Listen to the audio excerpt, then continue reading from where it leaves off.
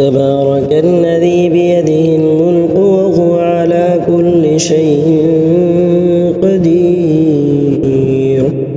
الذي خلق الموت والحياة ليبلوكم أيكم أحسن عملا وهو العزيز الغفور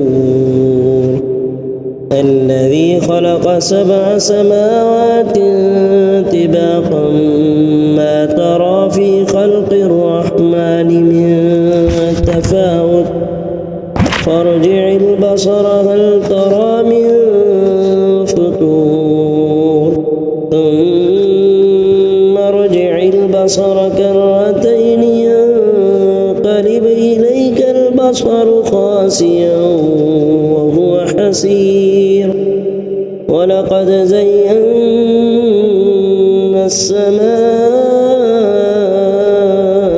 الدنيا بمصابيح وجعلناها رجوما للشياطين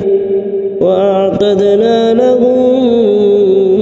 عذاب السعير وللذين كفروا بربهم عذاب جهنم وبئس المصير إذا ألقوا فيها سمعوا لها شهيقا وهي تفور تكاد تميز من الغيظ كلما ألقي فيها فوج سألهم خزنتها ألم يأتكم نذير قالوا بلى قد جاءنا نذير فكذبنا وقلنا ما نزل الله من شيء إن أنتم إلا في ضلال كبير وقالوا لو كنا نسمع أو نعقل ما كنا في أصحاب السعير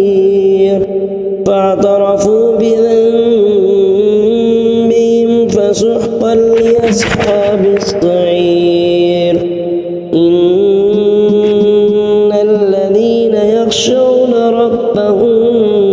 بالغيب لهم مغفرة وأجر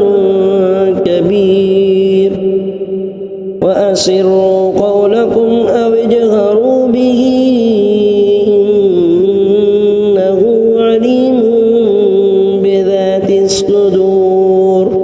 ألا يعلم من خلق وهو اللطيف الخبير والذي جعل لكم الأرض ذلولا فامشوا في مناكبها وكلوا من رزقه وإليه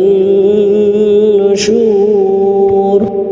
أأمنتم من في السماء أن يخسف بكم الأرض فإذا هي تمور أأمنتم من في السماء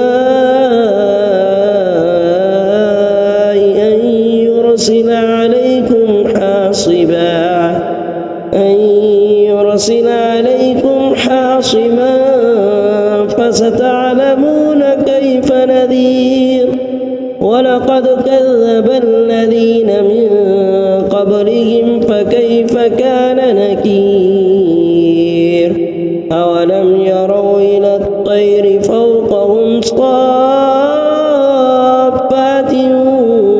ويقبض ما يمسكهن إلا الرحمن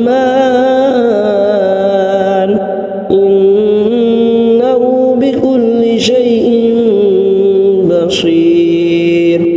أمن هذا الذي هو جند لكم ينصركم من دون الرحمن إن الكافرون إلا في غرور أمن هذا الذي يرزقكم إن أمسك رزقه بل لجوا في عتو ونفور أفمن يمشي مكبا على وجهه يهدى أمن يمشي سويا على صراط مستقيم قل هو الذي أنشأكم وجعل لكم السمع والأبصار والأفئدة قليلا ما تشكرون